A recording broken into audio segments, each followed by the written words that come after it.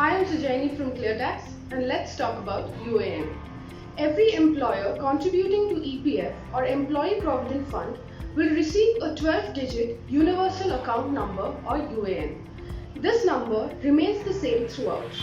Even if you're switching jobs, a new PF account will be created, but your UAN will remain the same.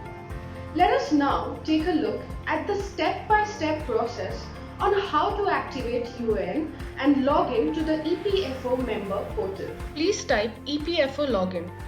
Click on Member Home EPF and you will reach the official website of Employees Provident Fund organization. If your UAN is activated, then please enter the number here, enter your password, the captcha code and sign in. If your number is inactive, then please click on Activate UAN. You will reach this page.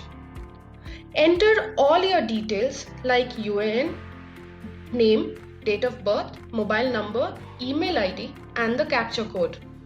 For security purposes, I am not going to enter my details, but I have taken a screenshot. Once you click on this button, this page will load up. You will receive the details here. Make sure you go through them properly.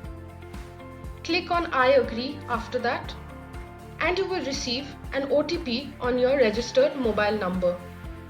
Enter the OTP and click on validate OTP and activate UAN. Once you do this, you will receive a confirmation message saying that your number is activated and you will also receive the password on your phone number. Go back to the home page, enter the details and log in. Through your account, you can check your balances, withdraw from your PF and even transfer balance online.